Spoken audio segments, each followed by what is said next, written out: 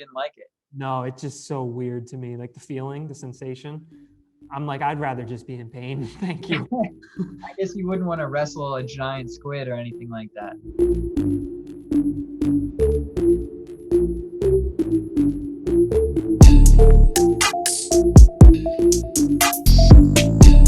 Welcome to the Casually Fit Life podcast with Ty Fischer and Anthony Mobile. I'm Anthony.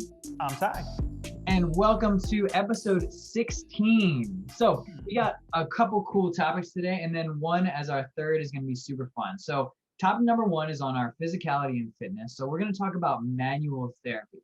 What is manual therapy? That's using your hands or your body to create some sort of change on your body. Think massage. Then we're going to talk about how to grocery shop for success. So what is a best practice? How can you stay healthy and still eat your Oreos? And then our last topic is going to be a little bit more on financial health. So we're going to talk about the stock market, GameStop, and cryptocurrency. And I'm sure these topics will come up again. Hopefully things keep going crazy in that world. Did I miss anything, Ty? No, I think you got it. Definitely think you got it. I actually disagree. I hope things aren't so crazy in that world very soon. Getting a little sick of the craziness, but anyways, let's get into it. So topic number one, manual therapy. This is an interesting one. You gave a brief intro about what it might be, but what are some other examples other than massage, for example?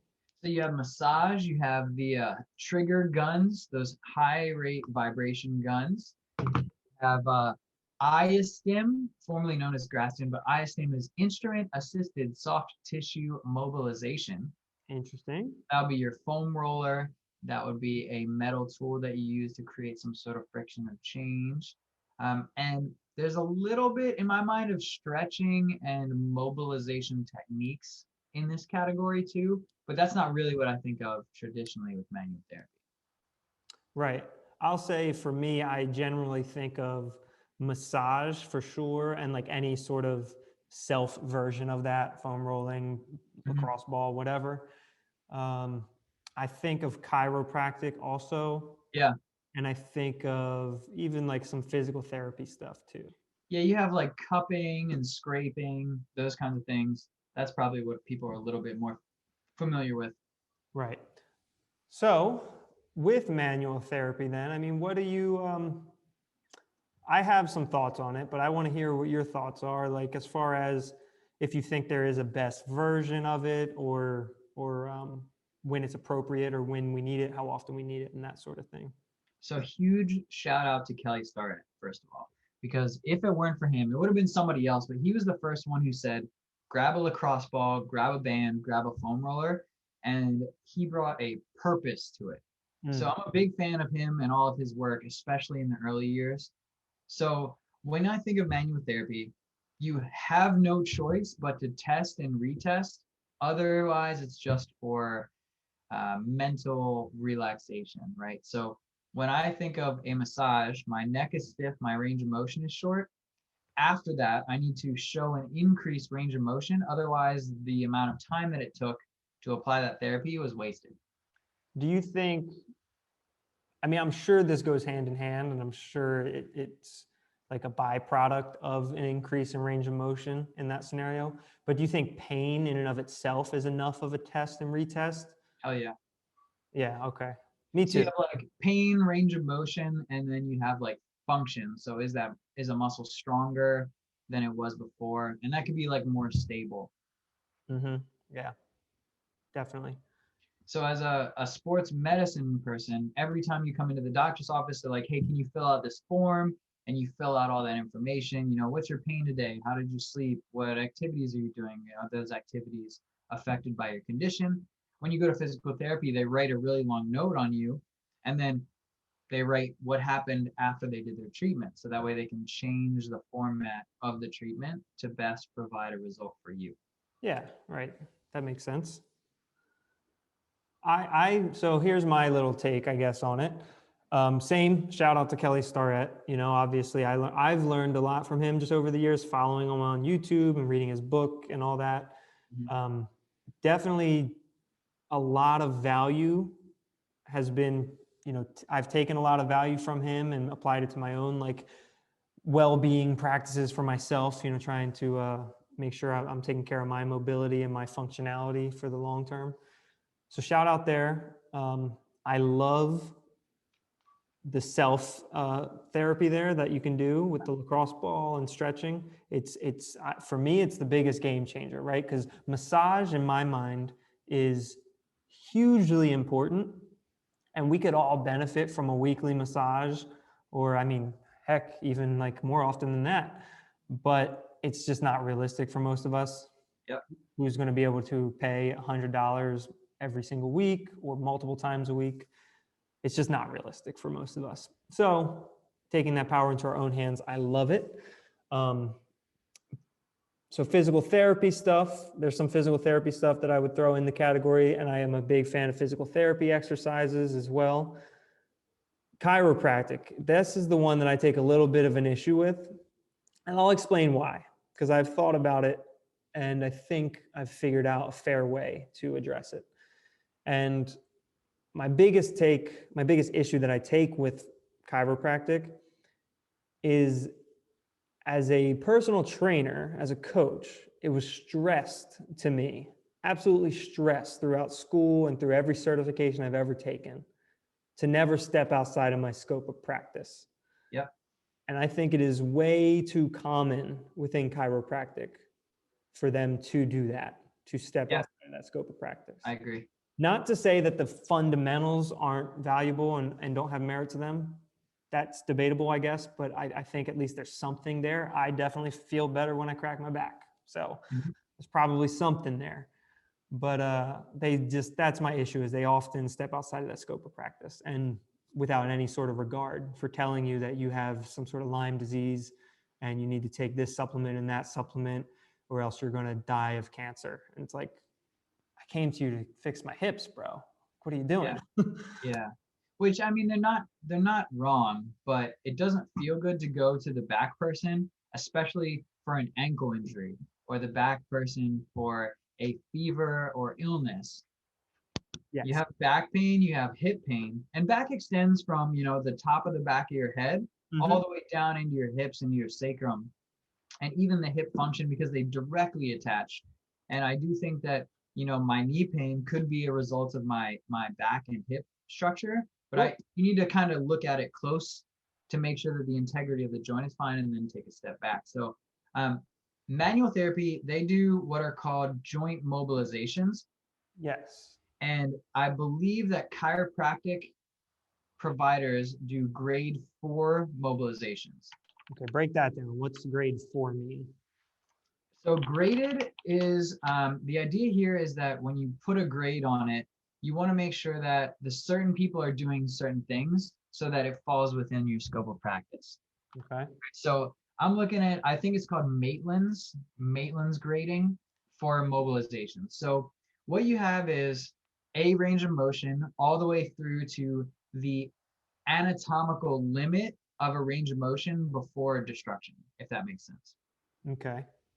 Right. So a grade 1 mobilization is like, I'm just stretching, there's no joint distress.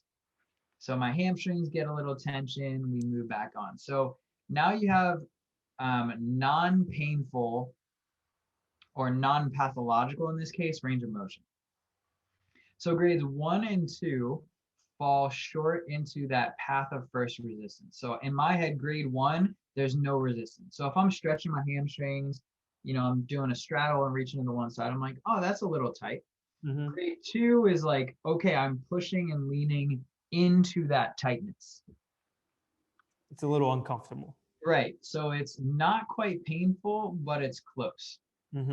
So you're breaking the barrier into the first resistance category. So then after that, the grade 4, I'm going to skip over grade 3 because I don't think these are super well defined in general. But grade 4 is the anatomical limit of that joint.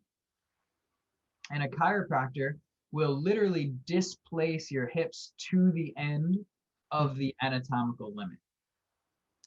That makes sense, right? That's the crack that you would hear, right? Yes, right. It's a reduction, as in reduction and dislocation are opposite. So if they're truly doing a cracked, they're breaking up scar tissue that's preventing you from getting into the right spot. So if I dislocated my shoulder, if you want to put it back in and you got to swing my arm all the way up and overhead, there's a lot of resistance there. But the end goal is to get it back to where it belongs. So physical therapists, I'm not sure where they fall on that scope. I'm pretty sure they can do grade 1 and 2. Most people can do grade 1 because it's just light stretching. But as an athletic trainer by trade, I could not do grade 4 mobilization. And velocity plays a key here. So a higher grade mobilization has higher force, high velocity. So when a chiropractor jumps up in the air and then drops their body weight on your hips, that's where you get that snap, and then it's uncomfortable, and then you relax and you realize it's okay. I thought that came from the sound of the table, the fake table that they're using. Yes. There's a guy behind with some coconuts just banging them together. No, but that makes sense. That's like I think maybe a more popular idea for that would be like the neck cracking that they do, right? Yep. It's always like super slow and loose. They're shaking you out, and then all of a sudden, before you know it, it's crack. Yeah. Yes. So what they're trying to do is restore range of motion, which is super important for a very, very small amount of people in that population. Yeah. So I think this is one that gets overused. You know, my hips are sore because I started working out, and now they're like, you know, you can't squat for 6 weeks until I treat you 3 times a week for the next month. You might just be sore from lifting, and it might just go away. Yeah, it might just go away. Exactly. There's this crazy video of this young man, and he was pulling a root. You've probably seen it. A what? A root out of the ground. Oh. And those things are in there. So he was pulling on this root, and he twisted, and then he got stuck because he actually had like a mild dislocation of his joint. And then there was a video of him, and he was literally like morphed from an extended period of time in those positions. And if you're just like, hey man, just stretch, it'll get better, that's not gonna fix him. So he needed someone to go pop and just make one small adjustment to allow him to get a little bit straighter. I'll find the name of that video, but in that case, a chiropractor is the only person who could treat that person effectively. And no amount of supplements, no diet changes, no sit up a little taller, it's not going to fix this problem. Right. No, I completely agree. I completely agree that definitely has its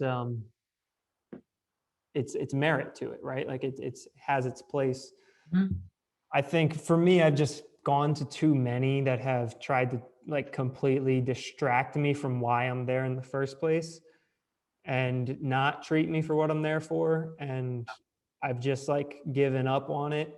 And therefore I just try and crack my back myself and just do like one of these crazy twists or something, crack my neck. And I'm like, all right, cool. That's providing me more relief than going to this guy who's going to literally just poke me in my shoulder blade and say that he's doing nerve work on me and it'll get better.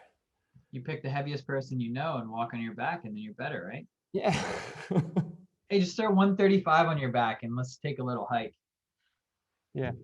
All right. So what are some I mean, we already alluded to it, right? It's going to be what you can actually do on a day-to-day. It's going to be that self stuff, the foam rollers and the lacrosse ball and all that, right? Do you have any sort of recommendations that people should, like, how often should they be doing this type of stuff?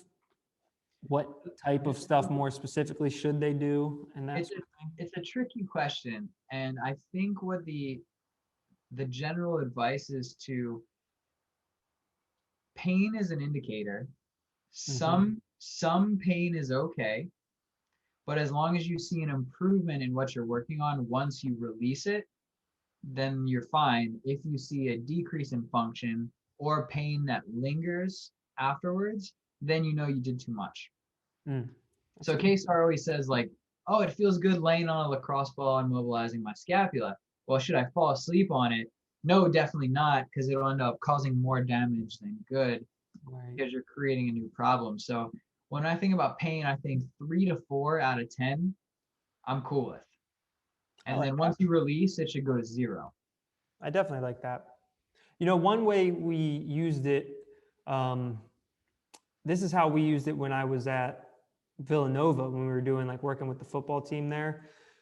I think it was Thursdays was the day that was like a super low intensity for them. And we would spend a lot of time in the beginning of that doing some foam rolling. But even throughout the other days of the week, we do it a little. And it's just before your lift, your training session, whatever, you're just foam rolling out a couple spots, sometimes only for 30 seconds, right? And like you might think, what's the point of that? I think what it is that sometimes our nerves or our muscles or whatever are just a little hypersensitive. Yep. Just needs something to calm them down. And so you're not really making, I don't know if you would say that you're making a structural change, but it's literally just calming them down so they're not so hypersensitive. And you roll out that hip, the back of your hip there for 30 seconds on the foam roller real gently. And then all of a sudden when you stand back up, you feel a lot freer or a lot less restriction than you did before. And that's Yeah. a function of reducing the pain, I think, there. Yeah, no, desensitization is a skill that's used in medicine a lot. So you have people with neuralgias, and my partner just twisted her ankle pretty badly, and we couldn't even start manual therapy because the skin was so sensitive. Now, there was nothing, the skin was not damaged. Nothing on the surface was damaged, but the nerve is hyper excited, just like you're saying. So what you do in that case is you start with a really light sensation, like a cotton ball that you drag over their foot, so that their body says, okay, cool, we're safe. And then you go from a cotton ball to like, something a little bit more frictiony. So then you keep working your way up until you can actually apply some manual pressure to do some like effleurage or some wound evacuation kind of thing. And in that case, it's totally cool to do cold. You're just waking your tissue up and telling it that it's okay. Yep. And I think there's a lot of value in that because it doesn't take, if you just do that as part of your warm up every day, literally for 2 minutes, like 2 minutes max on your whole body, just doing that 10 seconds here, 10 seconds there, whatever, or just maybe you got 1 or 2 spots that you could do a minute on. But just like that little bit of investment can make a big difference if you're doing it every day there, I think. Yeah. So the tissue desensitization. Nice. So then one of the things that grinds my gears a little bit is people try to mobilize cold. Yes. Yeah. I know what you're saying. So if you're doing this, what Ty is talking about, you're not trying to improve a range of motion. You're just trying to wake your body up before it starts to move. Yeah. But now if I say, hey, I have some impingement in my shoulder and I need to loosen up my shoulder blade, I don't just walk into the gym and start doing my high quality mobilizations, because when you warm up, there's this period of like, there's oxidative changes, blood flow changes, tissue temperature changes, and you can't increase your flexibility on a tissue that's cold because your first 20, 30% of work is just to bring that tissue up to the area that it can go to already when it's warm. Right. You're just getting it ready, like you're saying. Like otherwise you're wasting your time. If you do a 2-minute stretch cold, you're going to get maybe like 15 seconds of benefit. Yeah. Maybe. Yeah, maybe. You might not. It depends on how cold you are. So you have to warm up to this area where you can be effective. Just like if you didn't work out or warm up before a workout, if you did a 5-round effort, the first round and a half is your body waking up. So you're really shortchanging your workout by that round and a half that it takes to get ready to work out. Right, exactly. But a 5-minute row, a 10-minute bike, a 15-minute walk with like some active shoulder movements. Those are all great ways to get ready to go into it. Just getting in your car and driving to the gym, not a good warm up. But what if you crank up the heat all the way? Well, honestly, if your car is like in 120 degrees, yeah, we're like working a little bit. Exactly. No, I agree. I think it's easy with mobility stuff to get overwhelmed and try to set this goal to where you're going to improve every piece of your mobility. Yep. And I've fallen into that trap. And then all of a sudden you add up the total time and it takes you an hour and a half of stretching and mobilizing every day. Yeah. And it's not realistic. So building off what you're saying, I think the best strategy if you have a range of motion thing that you're trying to work on is to do it at the end of your workout, right? Unless it's absolutely necessary to perform whatever it is you're doing. But do it at the end of your workout when you're all ready, blood's flowing and you're good to go and you're warm. And then you can just spend 5 or 10 minutes max time. And all of that 5 or 10 minutes is actually like creating change. Yeah, useful time. Yeah, exactly. Yeah, and there's a bunch of cool stuff. Like everyone's been to a chiropractor and they've had someone do cupping. You could do dry needling. These are types of things to create changes, which I would call dry needling manual therapy because it's a form of acupuncture. You're trying to create inflammation to initiate healing. I hate that stuff, by the way. Not that I don't believe it, but like Yeah, cupping, I hate it. I've only been cupped like a handful of times. you didn't like it. No, it's just so weird to me. Like the feeling, the sensation. I'm like, I'd rather just be in pain. Thank you. I guess you wouldn't want to wrestle a giant squid or anything like that. No, I'm like, I'll deal with the pain. Thanks. I could definitely see that as being someone's nightmare. You know, you're like afraid of the water already, you're thalassophobic, and now there's a giant squid telling you they're going to help you. Yeah. Yeah, no, thanks. But yeah, Yeah. what about I don't know if we should go here. I was going to say another place we could go is Reiki. Ah, you mean pseudoscience. Yes. That's it. All 3 of our subscribers. See you guys later. Exactly. Well, here's the deal. I'm throwing it in here just because often you will find like a Reiki specialist at a massage place or something like that. Yes. And I'm a huge believer in massage. I don't think it's even debatable. Like, Yeah, it's not. I don't think it's debatable. I think when you talk about the 3 big ones, the PT, the massage, and the chiropractic, it angers me. I think chiropractic and massage should be flipped as to how much they cost to become certified. Right. Because I think massage is just like so much better, generally speaking. Although what we touched on earlier still holds true with chiropractic having its place. Nevertheless, I digress. So with Reiki, I'm actually going to say yes, 100% pseudoscience, but I'm going to play devil's advocate here. And I'm going to propose that there is some benefit to it. Okay. Okay.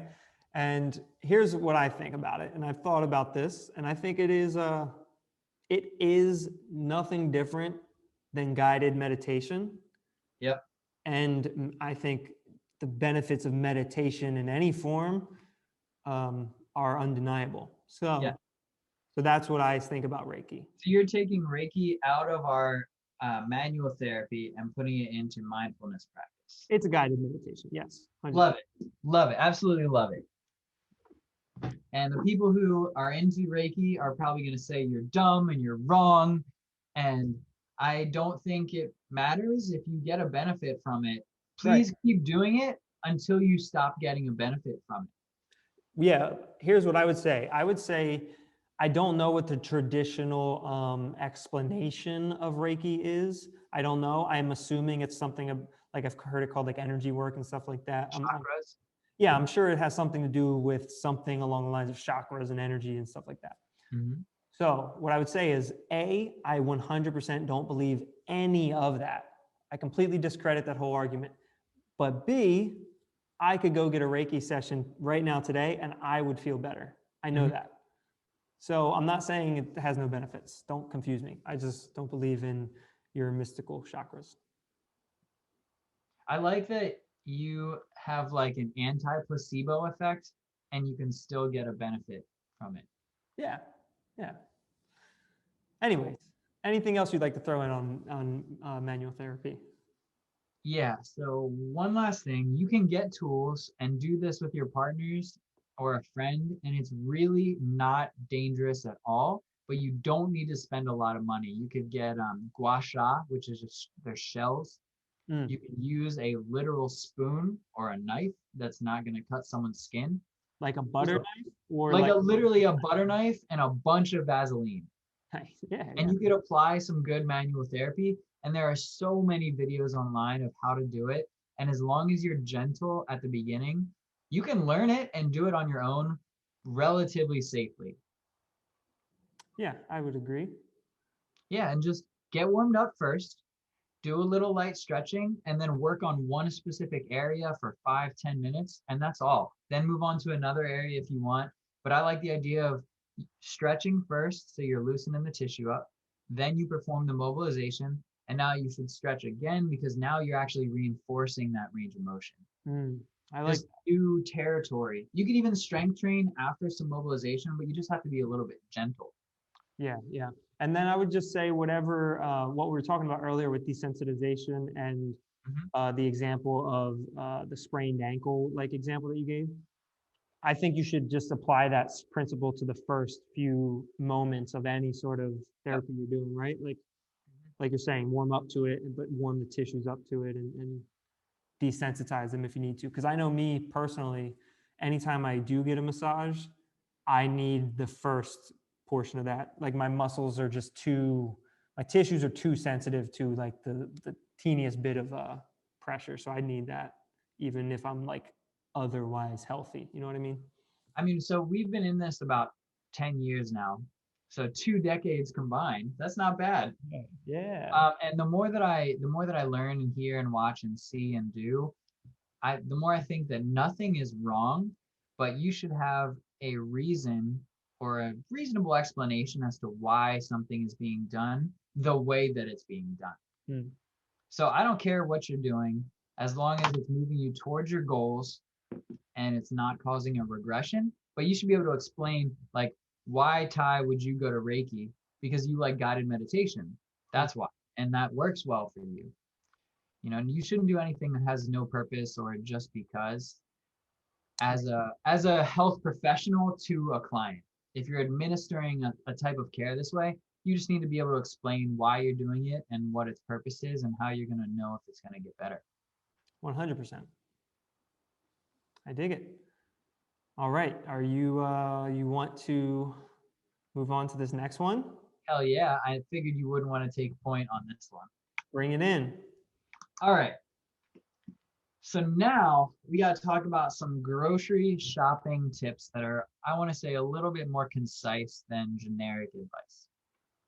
Nice. So like the generic advice is like, stay around the outside of the grocery store, buy organic grass-fed stuff, you know, go on a no sugar, no carbs diet, but eat plenty of vegetables.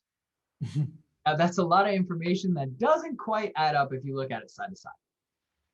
Now, I will probably say this again, and I have probably already said it, but a whole foods, plant-based diet is the best diet, period. I would agree. Yeah, yeah. So plant-based doesn't mean no meat, but it means primarily you're eating lots of vegetables. Yeah. And you're eating them in whole foods categories. Like any diet that falls under that umbrella is going to be beneficial because it's whole foods, plant-based. You know, like Game Changers, which is a movie that kind of frustrates the heck out of me. Yeah. Those guys went from who knows what to a vegan diet. And if they were eating McDonald's and like prepackaged foods and protein supplements and they weren't really eating food, you're going to see a massive benefit just from the same macronutrient distribution, just from food instead of from supplements. Yeah, for sure. So grocery shopping can get overwhelming and you should never go when you're hungry. But most people tend to number one rule right there. Seriously. Yeah. It is a rule that you will drastically improve with. Yeah, not only will you make healthier choices, but you'll definitely save money too. So. Yeah, for sure.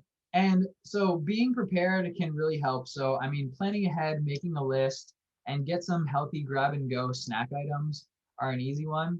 But not going to the grocery store hungry is like, just follow that one and you'll see you'll do a lot better. Now, yeah, it's like 20% right there. Yeah.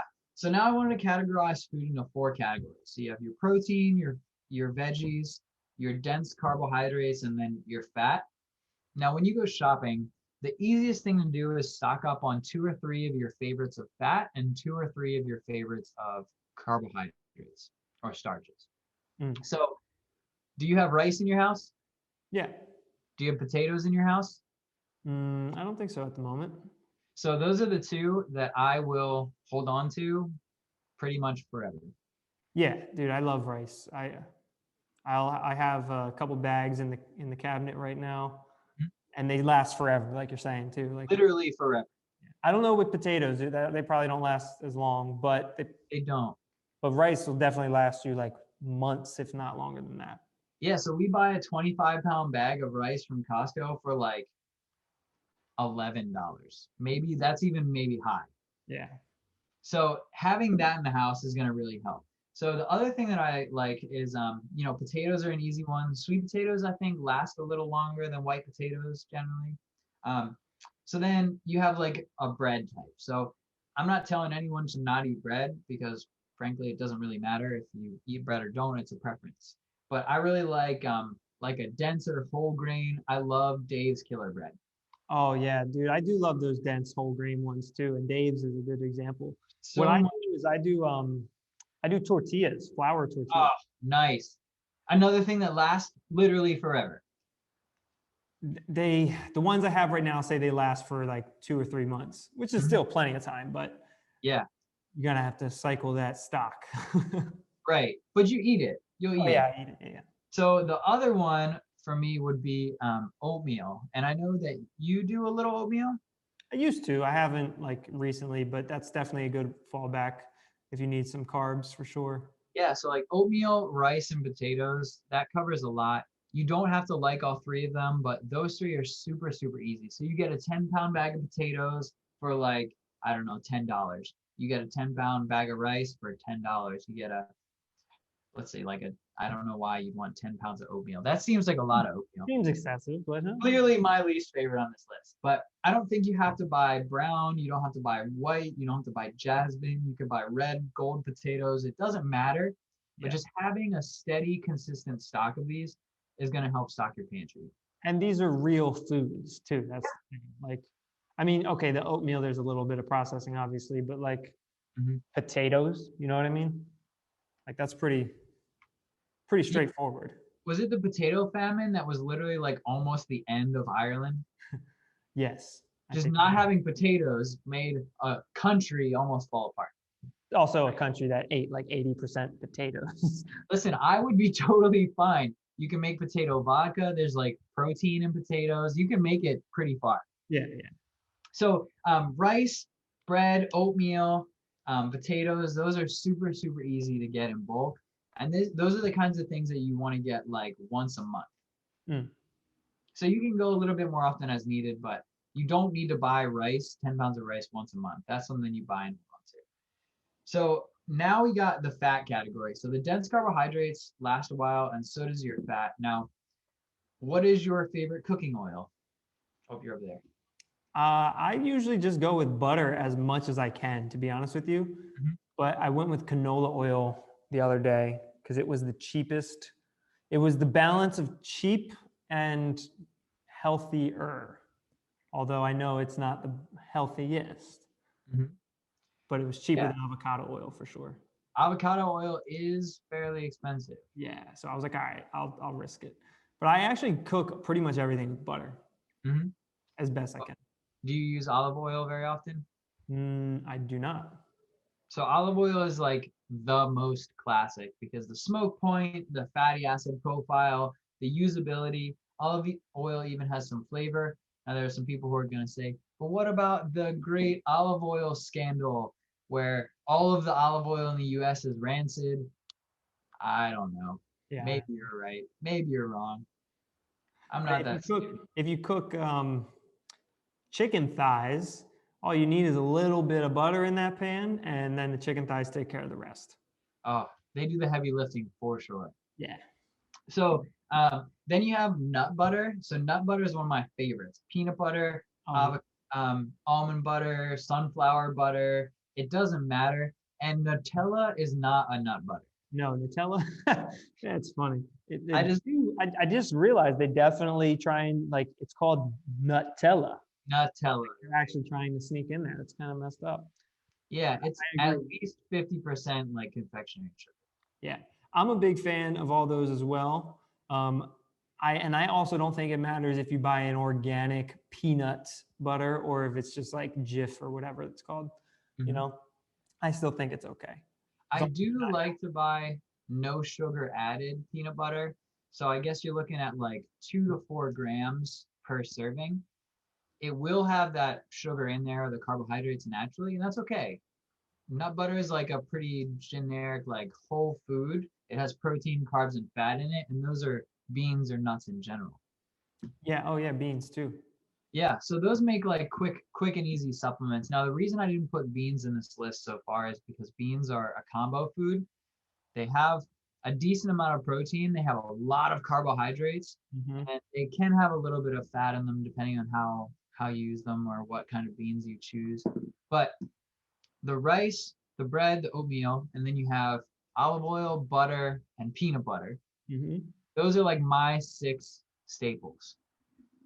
I dig it. I mean, they all sound delicious to me.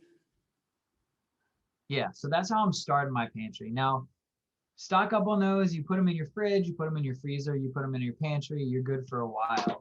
Now, the hard part here is going on to those vegetables and fruits and your protein because this is where you have to do a little bit of planning. Yeah, so I'm sure you have some good tips on this. Let me give it to you from some guy who struggles with this. I think the easiest way for me to get veggies, and admittedly I don't get enough, but the easiest way for me to get some is with frozen veggies, just from a bag, you know? Like, Yep. so it might not be ideal, it might not be a fresh veggie that you're taking home and chopping up and everything, but the frozen veggies in the freezer section, like sometimes they have really good combos, like Yeah. mixed in one bag, you know? Mhm. And you just throw that in a frying pan with a little bit of butter, cook them up, and they're pretty good. So that's the easiest thing for me. And it's like $1 a bag. Yeah, they're really cheap. And if you can stomach it, like if you're cool with microwaving it, then go for it. Me personally, I don't like that. So I just cook them up in a frying pan real quick. I have done it, and with a little butter and salt and pepper, like it's a good start. It's not going to be like, oh, do I want to have like a McDonald's cheeseburger or a microwave bag of veggies? Right. Yeah. But But honestly, if it's a McDonald's cheeseburger or a homemade piece of chicken with like grilled up veggies in a pan, Mhm. I'll take the veggies in the pan, to be honest with Every time. you. Yeah. Yeah. So big So difference. you definitely hit the nail on the head here. So I like to have a little bit of a stockpile of those veggies because those are my emergency. Mm. Like, oh, don't have time to roast veggies for 30 minutes. What am I gonna do? I'm gonna cut open a bag, throw it in the pan, and rock and roll. Yeah. And it takes like maybe 10 minutes. You can even microwave it first so it's not frozen, Yeah. then throw it in the pan to get a little caramelization on it, and then you have like you basically cheated it out. Yeah. You That's cheated it out. perfect. That's Yeah. perfect. So my freezer has probably 5 to 10 bags at any given time because sometimes I'm just too busy or I don't feel like it. Hmm. So then you got your fresh veggies. Now I have some staples here because they make everything better. So that's onions, Every time. Love onions. arguably the best vegetable. I agree. No debate. So good. Green onions are a little bit funky because they're not really like a vegetable, it's like a flavor adder. But anytime you want to make anything taste fancy, put butter in a pan, throw a little garlic in there, Oh, put some onions in it. you just hit it on the head because my combo is always add garlic to it. Yep. It's the best. Yes. Now garlic, I don't know where I put that. This is like a pantry, like a seasoning item. Herb, yeah, right. Herb, yeah. Because it does have nutritional value. And if nobody knows what's wrong with you and you're sick, they're like, hey, take ginger and turmeric. Yeah. And I think garlic is like a pretty healthy food too. Yeah, it keeps the vampires away too. Yeah, it's hard in this day and age, you got to keep them away from you. But yes, onions are my number one go-to, taste the best with everything. Hmm. And then tomatoes, whether you go fresh or canned, it's kind of like a preference. I feel like you have two camps. You have werewolves and vampires. Hmm. Of cooked tomatoes or raw tomatoes. I definitely like them cooked better. I Yeah. don't I don't hate it raw, but it- uh, yeah, I don't know. I'm just not the biggest fan of tomatoes.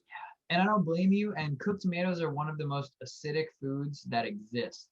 But if you have a roasted one though, Those are actually delicious. Like Yes. on a sandwich or something.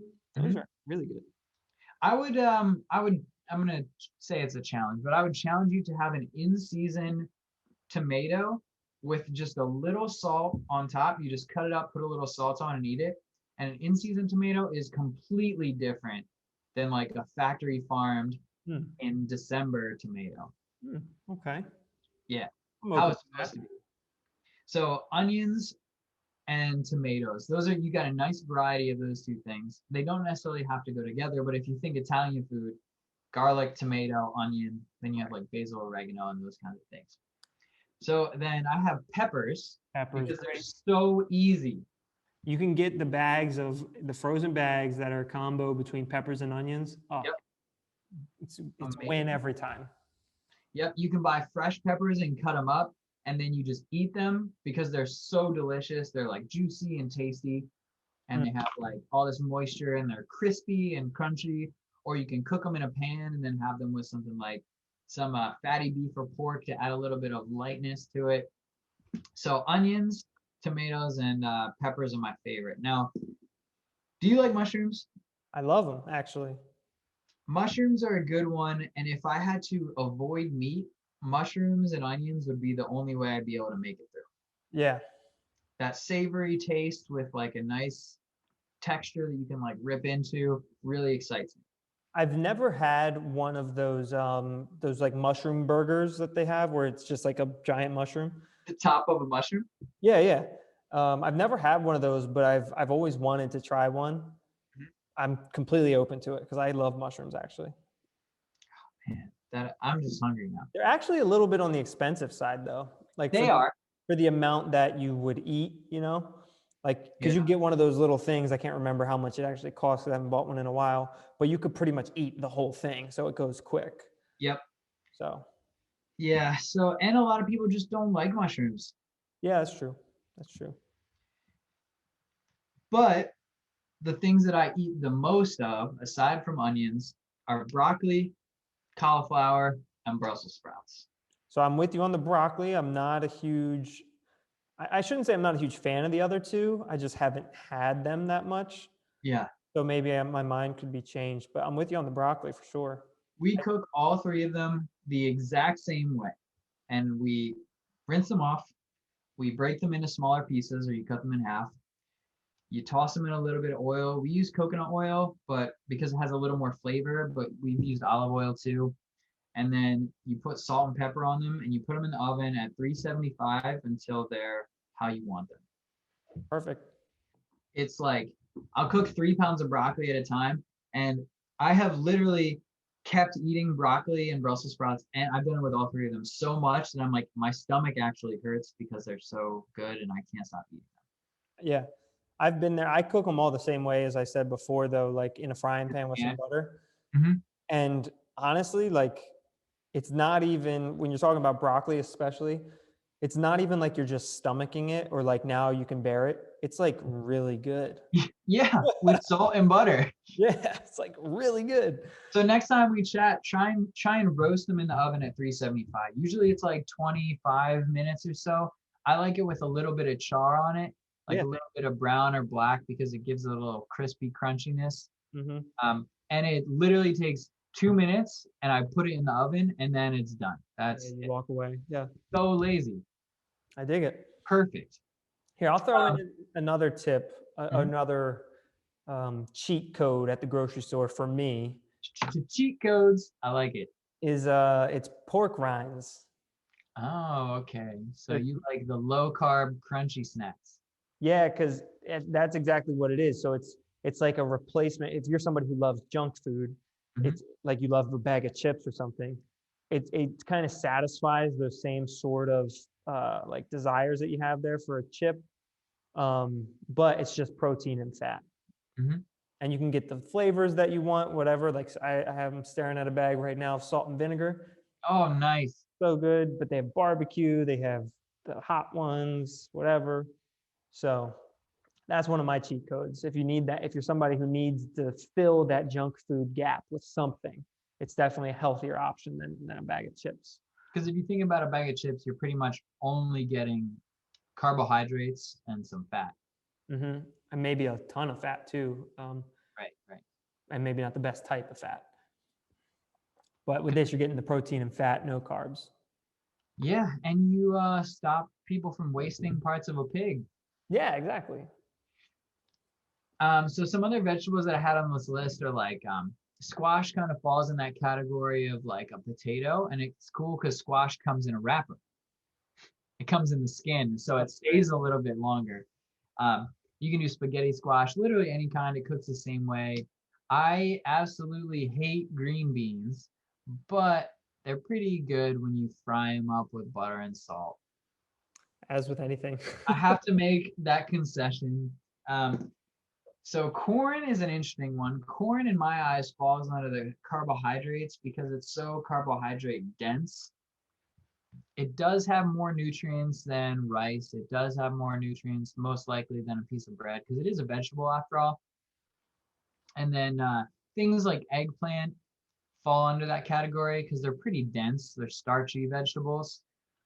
So you have your volume vegetables, which is like broccoli and cauliflower and kale and spinach and arugula. And those are the things you want like 1 to 2 cups of every single meal if you can swing it. And then your carbohydrates, you want to keep it about a fist.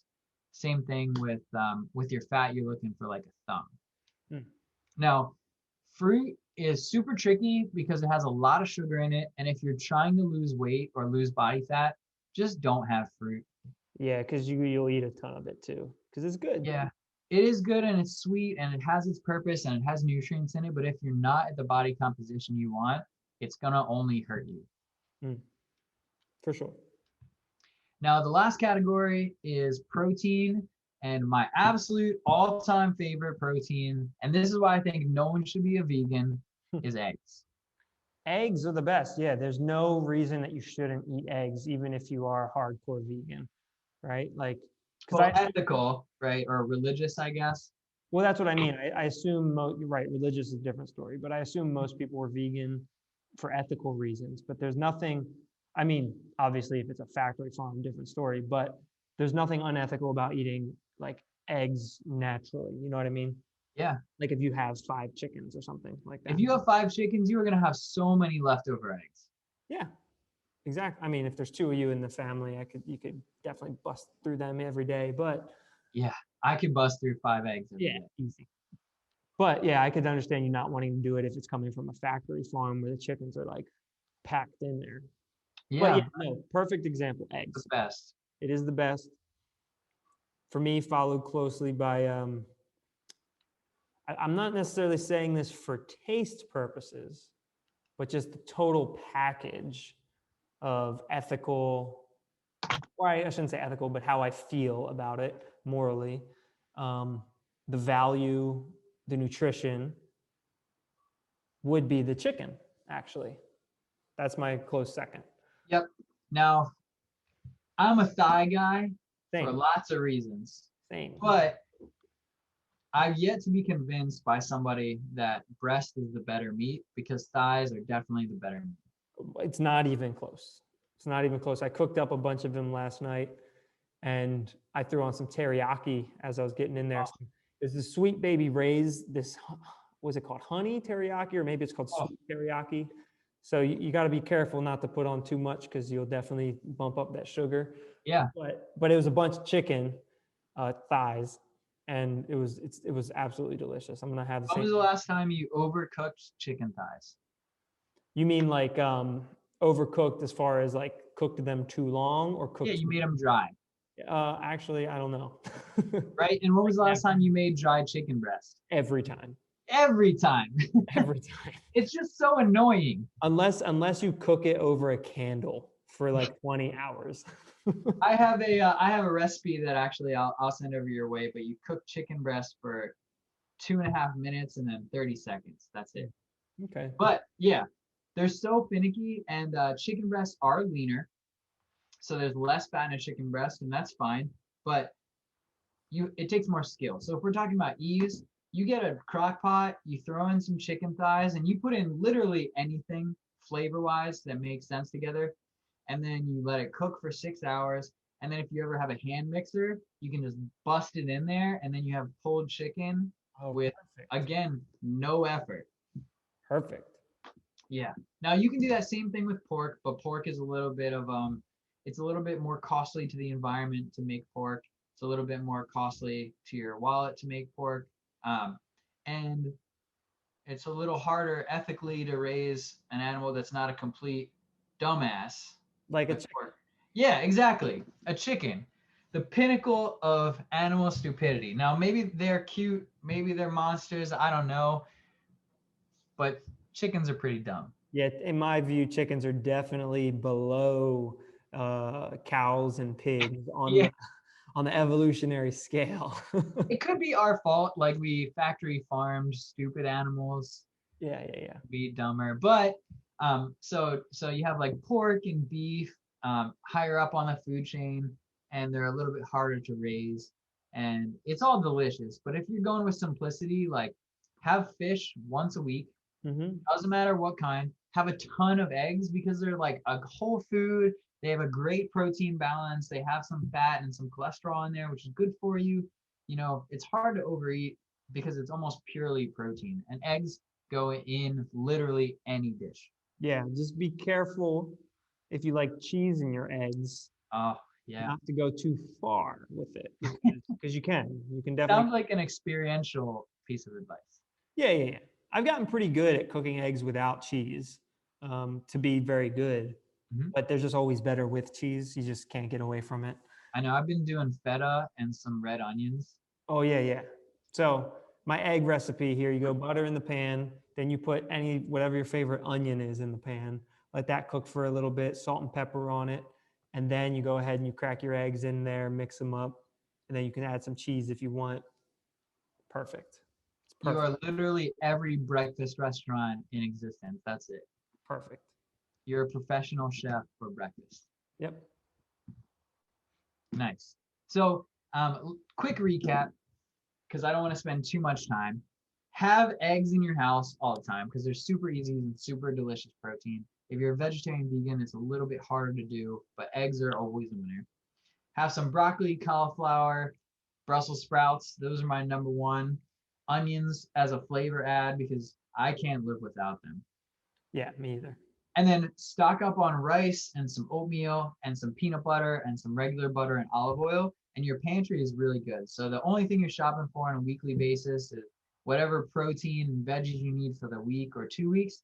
And then once a month, once a quarter, you get all that other stuff in bulk. And you're in good shape to do a cut. I dig it. I like And then that. once a month, buy a box of Oreos and eat it all in one sitting, and then throw the rest away. Right. Or like once a day, whatever, somewhere in between there. Yeah, somewhere in between there, one Oreo a day keeps the doctor away. Um, maybe, or it might attract the doctor. I don't know. Yeah. Well, I don't want to labor this point too much, but that's my cheat sheet for shopping. And I pretty much fill my cart up with that stuff. And it's cheap and it's easy to cook. And I cook relatively the same things all the time. And it is always delicious. I'm a fan. I like it. I feel like I got something out of this. So maybe I'm grocery shopping tomorrow. So maybe I'll have this fresh in my mind. Some roasted broccoli. Yeah, Recommend yeah, it. exactly. So maybe I'll try and try some of these out. All right. Now for the crazy part of this conversation. Yes, the crazy part of this conversation. Moving on to topic number 3 here. It's another Get rich quick, right? get rich quick. It's a Ponzi scheme. I mean, pyramid scheme. I mean, no, it's not. Here we go. So we're going to do another financial health piece. I think a couple of weeks ago, we did the one about real estate. And so this is just like building off of that essentially, because the idea was if you're casually fit in all areas of your life, you're taking care of that financial aspect, right? At least casually, right? You don't have to be a Wall Street analyst or anything, but there's some little things that we can all do. So building off of the real estate discussion, we're going to talk about some things that happened recently with GameStop and talking about cryptocurrency because they're super popular now. But we're going to start off with some of the basics of the stock market. What do you think about that? It's a scam. It is. It's an absolute scam. So how much experience do you have with the stock market? All right. So I have a 401k with some money in it, and they invest it for me into a variable group of stocks and bonds and whatever they do, I don't even know. Perfect. So that's the stock market. That's the And story. then I put 500 into a cryptocurrency, which went down from $3 a token to like 50 cents a token. And I'm not really that mad about it. And I am familiar with a lot of these terms, but I am an observer and not a participant. Gotcha. Cool. Okay. I mean, I feel like that's a pretty like similar experience as what I've had in the past. Um, so yeah, we're gonna get into it. I think this topic, just in general, it is actually like a complicated topic, Yeah. and that's not like so if you don't understand it, it's not like your fault or anything like that. It's just kind of a complicated topic, and I'm going to be trying to explain it. So you, my fault. Like anything that you're not getting is totally my fault for sure. Anything, even if it's not related to this Yeah, topic. yeah, anything. So I'm going to try and keep it concise and not go down the rabbit hole with some of these terms and just focus on the basics. Because A, I'm not an expert. I'm just a casual, I delve into it casually, I guess. So yeah, let's talk about the basics. So the first thing I wanted to start with was the concept between investing and speculating.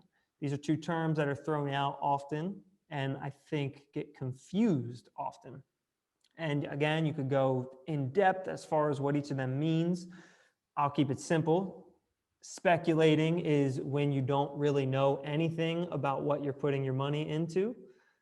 And investing is when you know a lot about that thing. Okay. That's a good definition. Yeah, I think that's a functional definition, right? Right. Like if you just think about like investing in Tesla versus investing in your buddy's gym, like you know a hell of a lot more about running a gym and what makes that successful and how to do it and how to fix it and everything like that than you do about running an electric car company that's trying to do solar panels and the guy's also trying to send people to the moon and Mars and all that.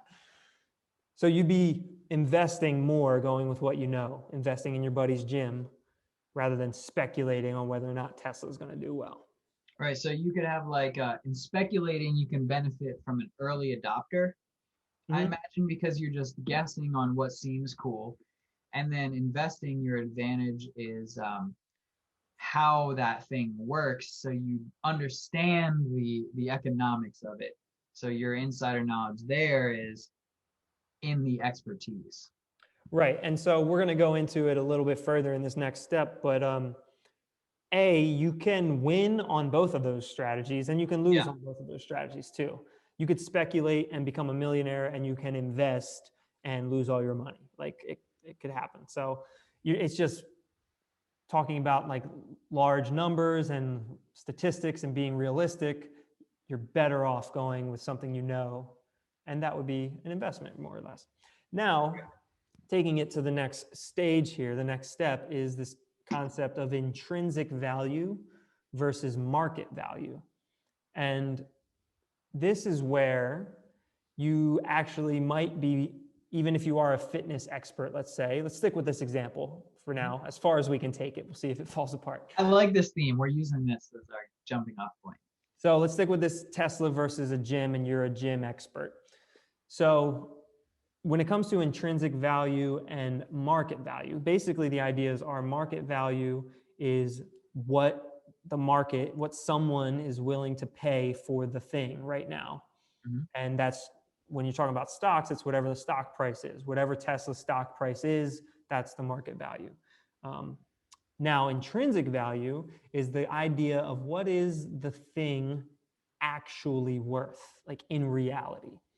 And you could like, I guess, debate on the theory about how to go about that. But when it comes to a business, what you do is you look at the financials of the company, what their cash flow looks like, how profitable they are, and how much debt they have, and all that sort of stuff. And you basically weigh it out, like in simplistic terms. If it has more cash and more profitability than it does debt, then that's a good thing. But if it has more debt than it does cash profitability, generally that's a bad thing. And again, no expert here, but you can go and calculate these ratios between earnings per share, price of the stock to the earnings per share. And you can calculate these ratios and get a number, like an actual number of how much you think the company is worth per share. So you can actually calculate it. And there's no one set formula on that. There are a bunch of different schools of thoughts on what things you should consider. And there's also these other attributes that are kind of intangible, right? Like part of what makes Tesla valuable is the fact that Elon Musk is there. Yep, that's right. So that's like an intangible part of the value of that company that's hard to quantify. It's impossible to quantify. Yeah, but I mean, yeah, what is the Musk factor, right? You know, if he takes over any business, how much does it become more valuable? Who knows? But there is something there that is real. It's just hard to quantify and impossible to quantify. Yeah, I always think about it now when I think about like when Steve Jobs was at Apple, they were killing it. Yeah. He left. Apple should have just continued on their trajectory, but it failed. It's the exact opposite. And then he came back and then they corrected course. Mm-hmm. So the value is the difference between when he left and when he came back. That's the job value. Yeah, right. That's a good point. That's which is like $1 trillion. So like hundreds of millions or tens of billions of dollars. Right. But again, the point here is that there is no one definite answer on how to calculate intrinsic value. Yeah. But there are like generally accepted schools of thought that you could look up and apply. And so what I'm getting at, let's say you look up some sort of simple way of calculating intrinsic value for Tesla. And let's not use Tesla just because it's unreal. But let's go with your buddy's gym and you look at how much like profit they make at the end of the year, like after they pay all their expenses and their taxes and everything, and how much they actually, how profitable they actually are. And you could use some sort of factor like 3 years, 3x times your profits or whatever. And you can say, okay, at the end of the year, they netted 100,000. So we'll say the business is worth 300,000. And they have no debts, like they paid it all off, good, whatever. But the quote stock price is valuing it at $1 million. So you calculated that it was 300,000, but the stock price, which is the market price, has it valued at $1 million. So that's the difference. And the market price is simply based on people, how they feel about it, right? Because maybe that's the hottest gym in town right now, and it's got the new like program, the new trendy thing or whatever. And people are just excited about it. And so they want to be a part of it. They want to buy a piece and they're willing to pay more than what it's actually worth. Because they think that the value will go from that 300,000 valuation to above the $1 million valuation. Right. And if I come along and I'm willing to pay 200,000 for it, well, then this person who wants it, they say, well, I'm willing to pay 250, and it just keeps going up like that. You know, like the more interest in it, the higher it goes, and it has nothing to do with how much money the company's actually making. It's when you have millions of people investing in a stock like Tesla, even a teeny tiny miscalculation of what it's worth gets amplified because there's so many people competing for it.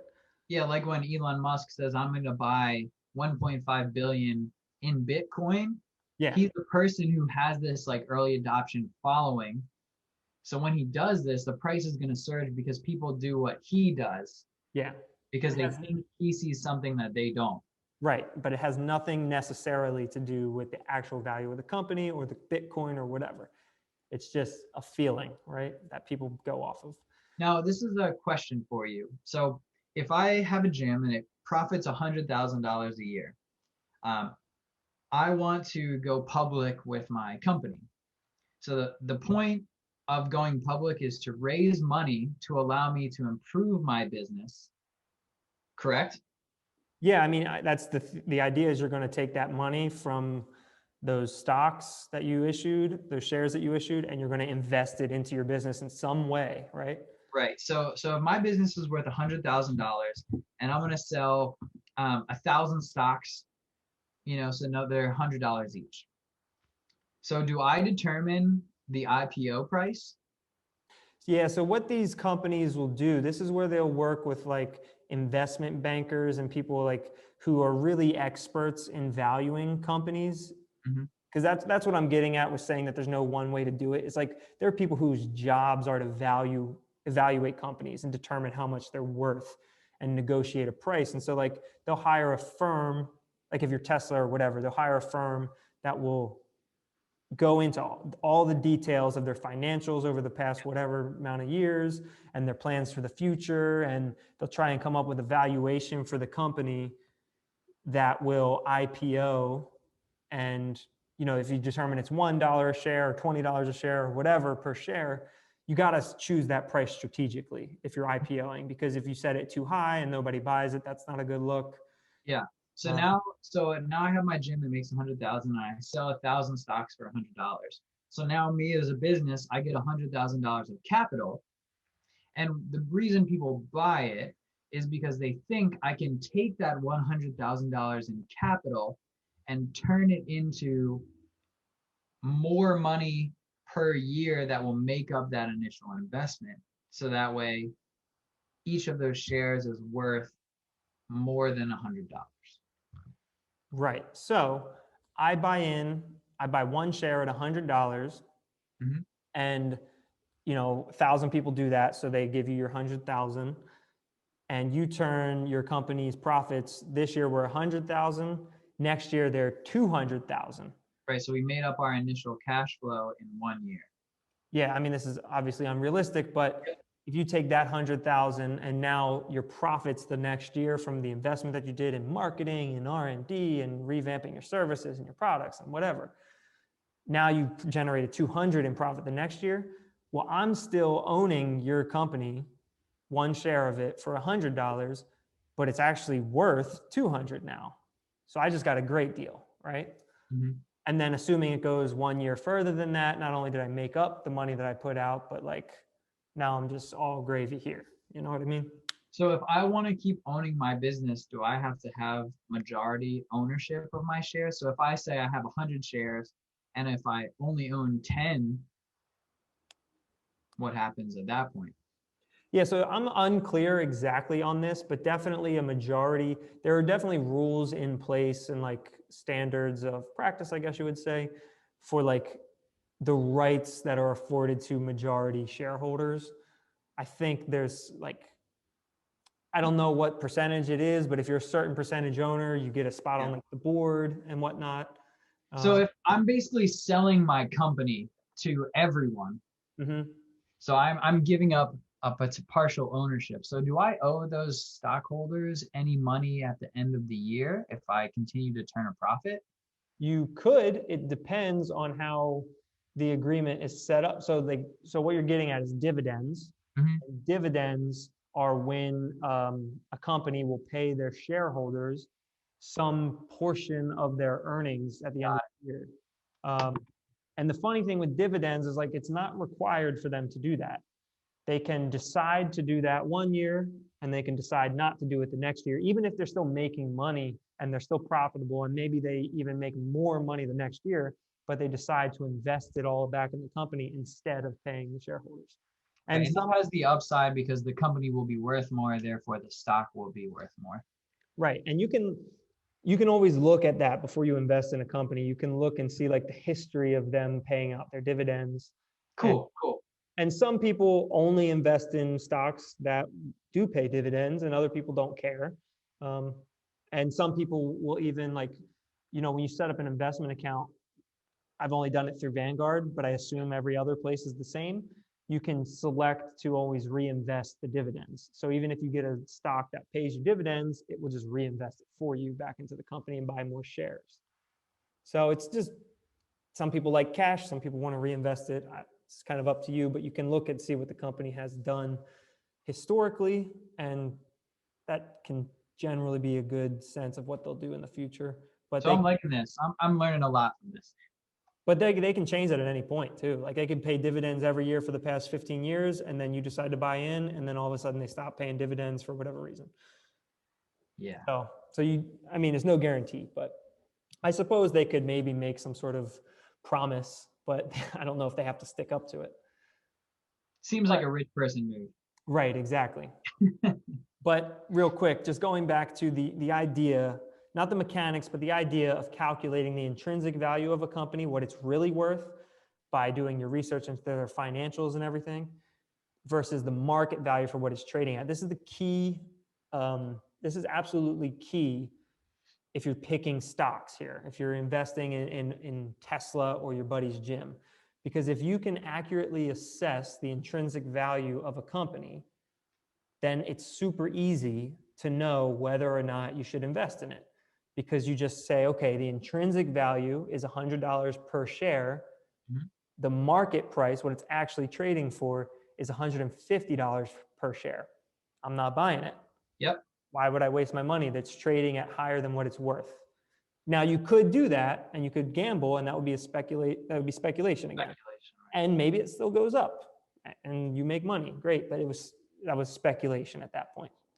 But flip side, if you calculate it to be 100 and the market price is 75 or 50 or 80 or whatever, anything lower than 100, that's when you go, okay, well, I'm getting a deal on this regardless, so I'm going to invest.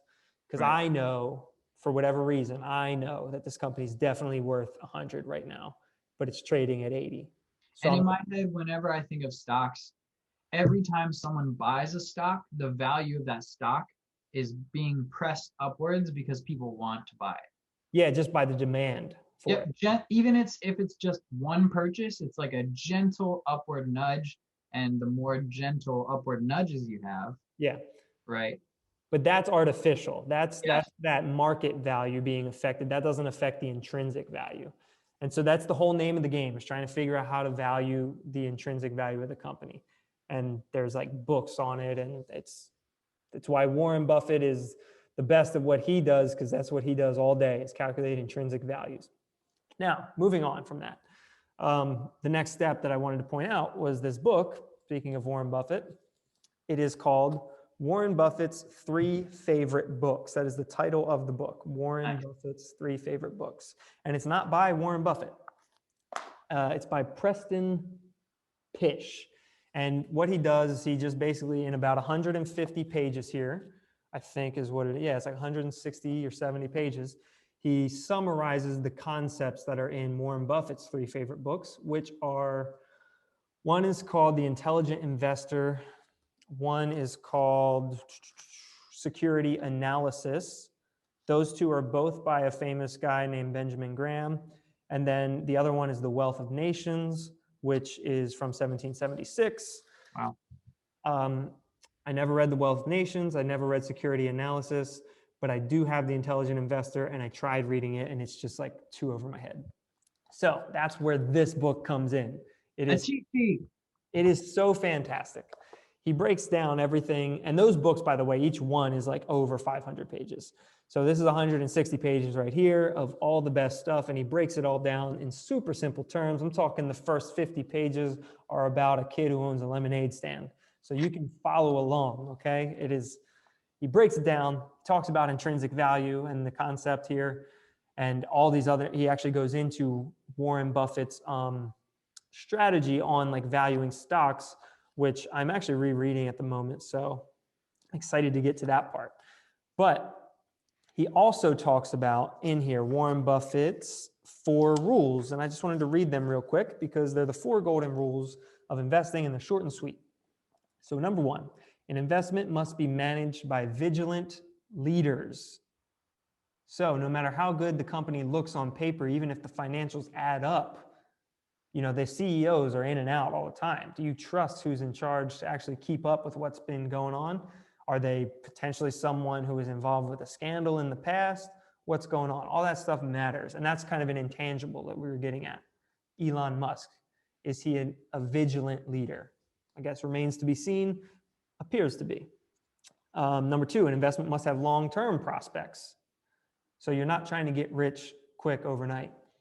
The idea is you buy it, you hold on for 10, 20, 30 years, and that thing's going to the moon over that time. Yep.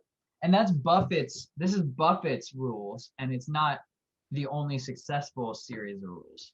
Correct. But let's also say Warren Buffett is as far as we know, the #1 best investor of all time. So with Elon Musk recently becoming most rich person, Warren Buffett, as long as nothing else changed, he should be in #4 right now. And so Elon started several companies. What's his name? Jeff Bezos started a company. Bill Gates started companies, big tech companies. Buffett, just an investor. Now, eventually he started a hedge fund or whatever you call it, Berkshire Hathaway. So yeah, he started a company eventually, but his thing was investing. Yep. So he guy knows a thing or two. It's $80-some billion. Number three, an investment must be stable and understandable. Got it. That's a good one. Stable and understandable. Understandable speaks to that investment versus speculation piece that we're getting at. Invest in something you know. And then stable, even if you are really super knowledgeable on Bitcoin right now, which I'm not, but if you know like all the ins and outs of it, it's not stable. And maybe you have a lot of confidence that it's going to go up over the long term, and maybe you're totally right because you understand what's going on. But at the moment, it's definitely not stable. No. So, and I would say the majority, and I'm going to say it, the majority of people investing in cryptocurrency are speculating because the technology is owned only because of the difficulty by a very small amount of people. Yeah. Most people do not. Like I could regurgitate all of the buzzwords that I've heard about what cryptocurrency is and the blockchain and all that. I could regurgitate it to you, but I have no idea of knowing whether or not that's the full story or if it's even true at all, right? Yeah, it's kind of like the Facebook algorithms, right? Yeah, they've evolved beyond the people who have created them. Exactly. Like I can tell you, and we can get into it in a minute, I can tell you about like the private key and the public key, and it's a one-way algorithm that's impossible to get the private key from the public key. But I only know that because I read it on Investopedia, okay? I don't know that that is like a fact, a universal law of nature. You know what I mean? I don't know it that well. So it's speculation. And then the last point that we just got at here, #4, is an investment must be undervalued, period. You got to figure out that intrinsic value, market value, and it must be undervalued. So those are just some good golden rules right there. I highly recommend this book if you want to go into any of the concepts that we talked about so far, because it goes into way better detail than I did, and you'll learn a lot. Now, we're going to progress a little further here. So there's a couple different things, terms to be aware of: stocks, bonds, options, and shorts. Stocks, that's what we just talked about. You break your company up into shares. You buy a share of Tesla. You buy a share of your buddy's gym. You own a portion of the company. You are a percentage owner of the company, even if it's 0.0001%. You own some percent of that company. That's a stock. A bond is when what you're doing, you buy a bond, but really you're loaning money to the company or a government or whatever. You're loaning money and they owe you, like the same when you get a mortgage on a house, you have to pay that back. That's the same thing with a bond. When you buy a bond, they have to pay you back. The only reason they wouldn't is if they somehow went bankrupt and defaulted. Which is why U.S. Treasury bonds are like a secure investment. Yeah, the Treasury bonds are considered the most like safe investment you can do, because if they don't pay you back, that's because the U.S. government doesn't exist anymore. And we're getting a little closer to that now, so who knows? Yeah, you got way more to worry about than your investment not returning. Exactly. So who knows? But so yeah, when you buy a stock, you could lose 100% of your money and never make it back. They have no, they don't owe you that back, right? Like it's not a contract that says they're going to pay you your stock back. You just lost it. Bond is a different story. But stocks you can make more money off of because they're riskier and they could go to the moon. Bonds are locked in and they're safe, but the returns generally aren't going to be as great as what you could get in a stock. That's why they're like the two main like balancing levers of a portfolio, right? You Yep. you put some money into the risky stocks and hopefully you make more. And then you put some money into the more safe bonds. You won't make as much, but you're guaranteed to make what you locked in. Right. And tell me if I'm wrong, but a more traditional investment strategy is as you are younger, your portfolio is more stocks. And as you get older, your portfolio is less stocks and more bonds. Yes, that is exactly right. Because when you're younger, you can afford the market crashing once or twice in your 20s and your 30s, because that money, going back to this long-term concept, Yep. you're not looking to take that money out until you're 60 anyways. And even if it goes up and down a bunch of times, it still goes up overall over time, right? So yes, you can be a little more riskier when you're younger and then switch over to those more stable, secure bonds is the idea. So options, these are a little tricky, but the idea is you're not buying a stock, you're buying the right to potentially buy a stock at some point in the future at a current price that's locked in right now. So quick example, if Tesla's trading at $100 a share, you could buy, instead of buying the stock, you could buy an option to buy it at $100 a share 6 months from now. And if you do that, you're probably betting that the stock is going to go up. And so in 6 months, the stock is now at 150, but you have the right to buy it at 100 because you bought that option. And the option, I mean, there's like premiums associated with it, and you have to pay a little bit for the option. But if it really does go up the way you assume it's going to go up, then you're going to make money on that transaction. And if it doesn't go up, you have to buy it at the price anyway? No, you don't have to. So there's different types of options. And I forget exactly what they're all called, but you don't have to. You can choose to exercise that option. I think there's like two older types of options where it's like more or less. Put in a call? Yeah, put in a call. And I'm a little I'm a little fuzzy on the specifics, but I believe when you buy a traditional put or a call, I believe that transaction is going through like pretty much no matter what. Yeah. Whereas there's like a regular option or a newer version of it where you actually, no, I'm confused. This is a really complicated, this is Yeah. where things start to go into you're not just dabbling anymore. Yeah, no, I just made a dumb mistake, right? Because it's called an option. You always have the option. You're never committed to making that purchase or that sale. But there are the traditional ones, when you say you're going to buy in 6 months, it's like to the day. You have to buy that day. Yep. That 6 month day, that's their only option. Whereas the more recent ones that people buy that are a little bit newer, I believe, you have up until 6 months. So you have more of a range, right? So you're not locked in on that one day. Yep. But it expires after that, right? Anyways, you're locking in a current price for some point in the future. So you're betting on it going up, and then you'll buy them at a discount, basically. I know, a little complicated and ambiguous, and I probably butchered some of that, but look it up. It's worth looking up. Yes. And then shorts are basically the opposite of that, I guess, in a sense. When you short a company, without getting too like into the details of it, you're betting on the price of it going down. And so it's like I borrow your baseball card. I borrow your Michael Jordan card and I sell it on eBay because right now it's selling at $25,000. So I sell your Michael Jordan card, and then that's because he's the GOAT. And then Tom Brady wins the Super Bowl, and people were like, wait a second, is Tom Brady the all-time greatest athlete now?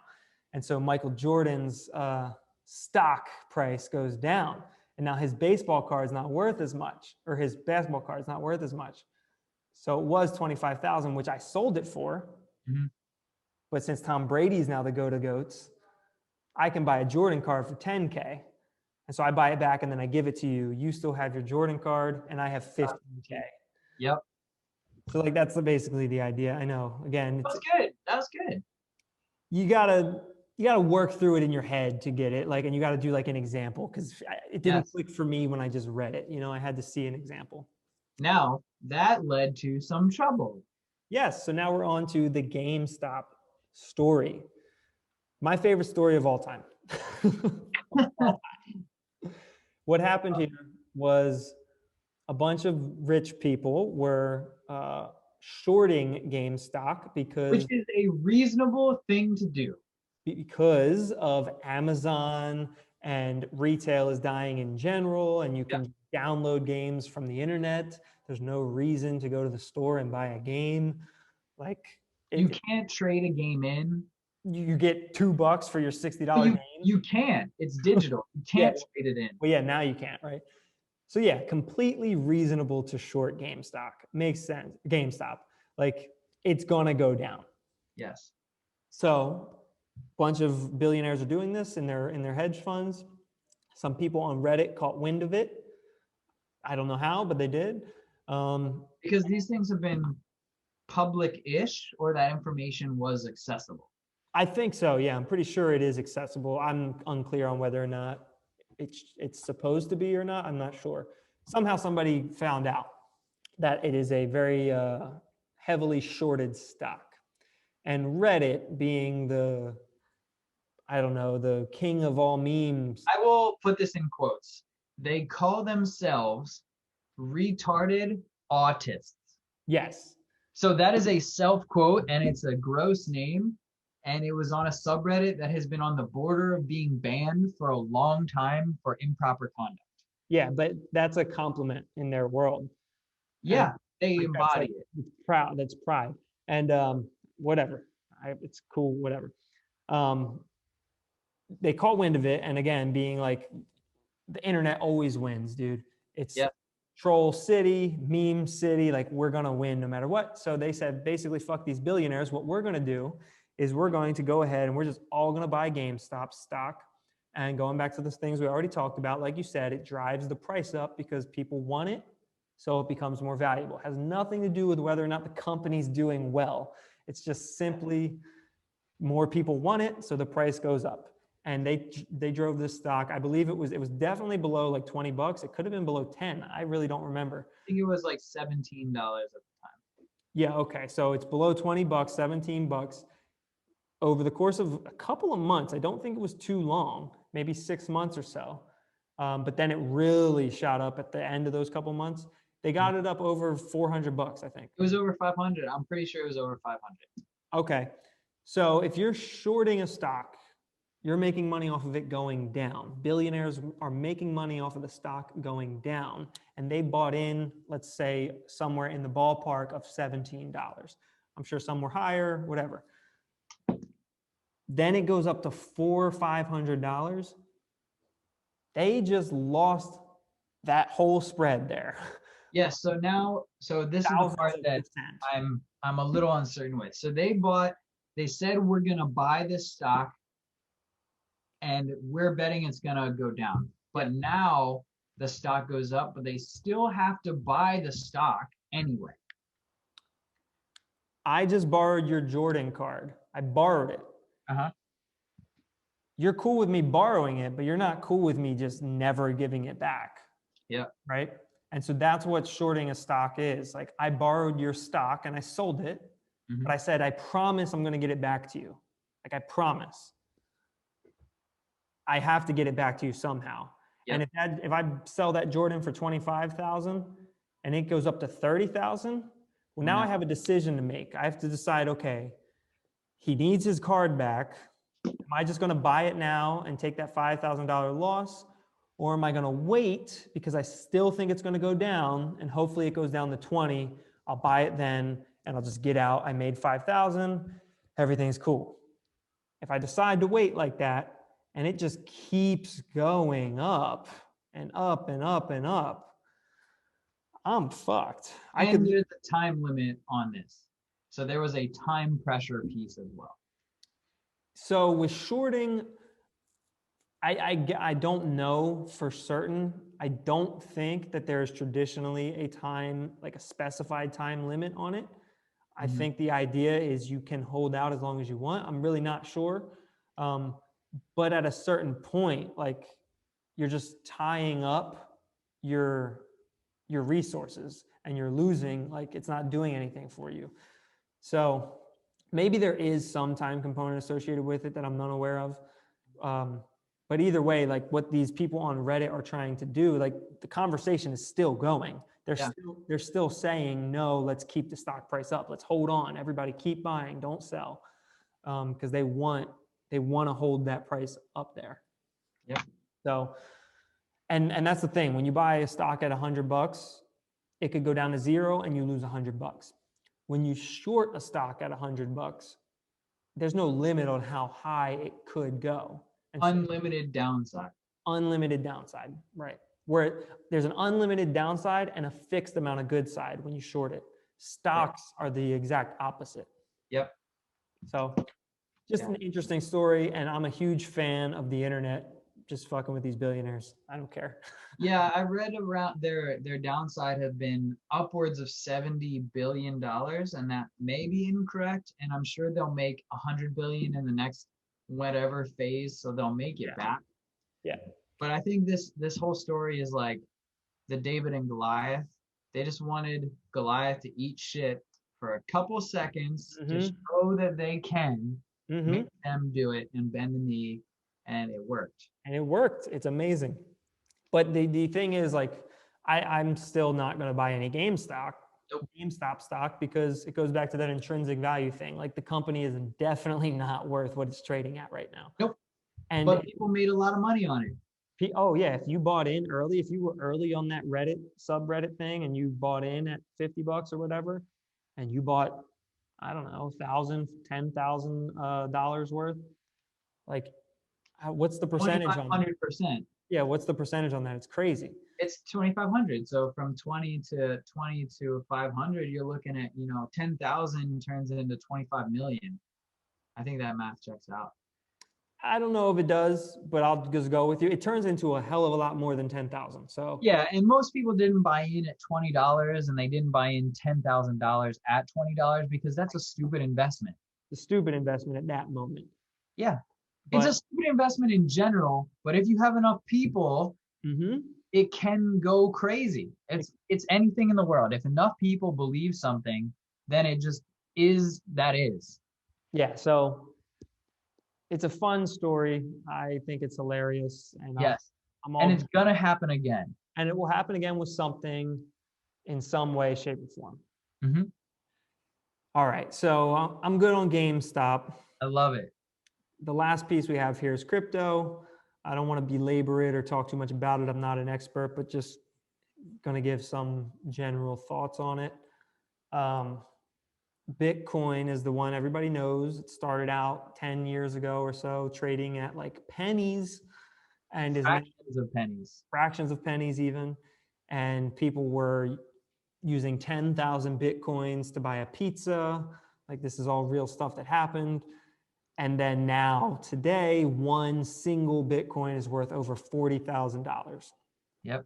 So people have made, if they bought early and held on and still have access to those coins, they've made hundreds of millions of dollars.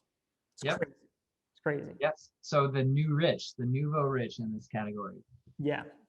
Now there are other cryptocurrencies as well. There's actually like thousands of them actually. Yeah. So it's definitely a confusing space, but Bitcoin, their biggest value proposition, if you will, is they're basically trying to be electronic gold. The way it's all set up, again, apparently, is that there is a limited number of Bitcoins that can possibly exist. Yeah. 21 million. It's a fixed number set up by some mathematical algorithm, and that limited supply inherently gives it some sort of value if people are desiring it. And there's a limited supply. So it's just skyrocketing right now when you have big companies investing into it, like Tesla and MicroStrategy and some other like financial firms.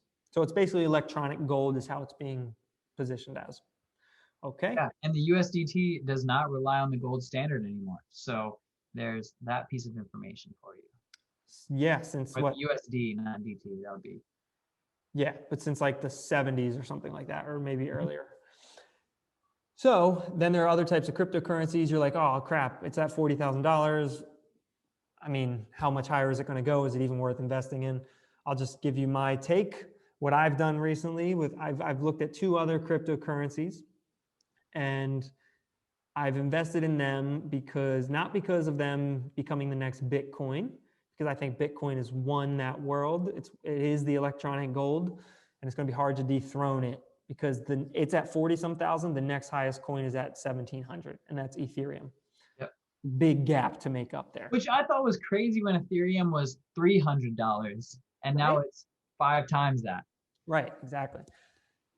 So how do you get in on the crypto game? I mean, honestly, that's a whole like the technical aspect of how to like set up your accounts and buy your funds and stuff. That's like it took me a whole weekend or so of research to figure all that out. So I'll leave you to that. But the 2 ones that I looked at, one's called Stellar, the other is called Cardano. I looked at them because they are both apparently newer, better versions of pre-existing coins that are already like found a niche for themselves.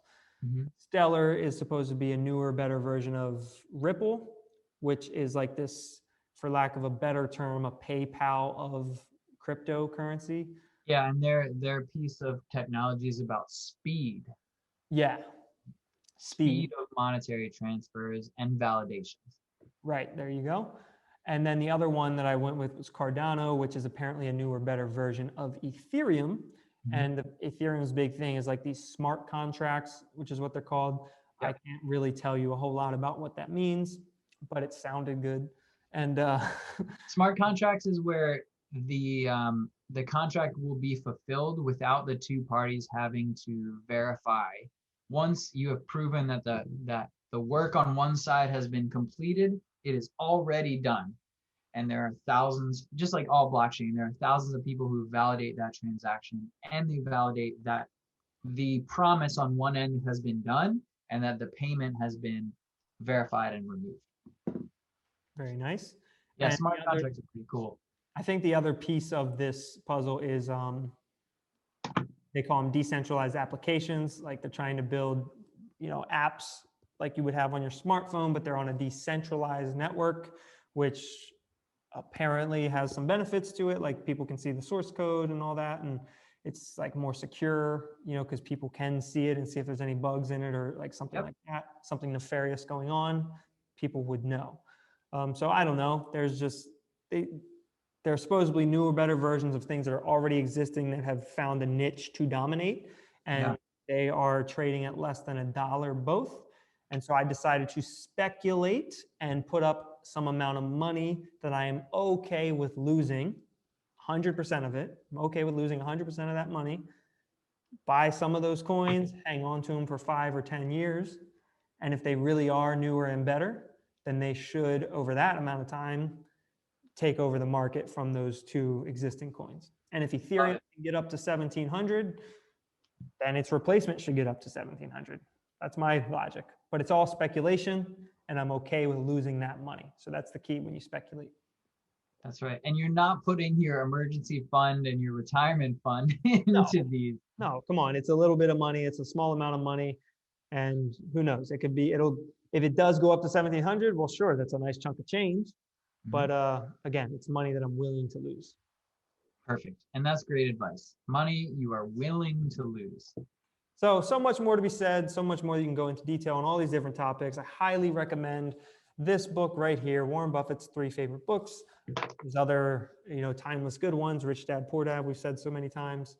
But you're going to have to, this is a journey that you would have to take the initiative and kind of do your own research as well along the way, because I'm no expert here. So and follow along with us, because our journey will progress in this category too. Yeah, so that was super long-winded. Awesome. Sorry, guys, it is what it is. If you're still here, we thank you. But yeah, it's a tough topic to get distilled down, and that's why speculation is a good point to make. Yes. I'm done. Anything else you'd like to throw in? I can't think of a single thing that you didn't say, or that I know any more than what you already said. Awesome. Fantastic. Well, thank you guys for listening, if you're still here. And as always, if you have anything to say or you want us to talk about or whatever topics, put them in the comments below. Please like and share and subscribe and just let us know what you think. And I'm Michael Jordan, and this is Tom Brady. So thank you for joining us on the Casually Fit Life podcast, and we will see you next time. Yes. Peace.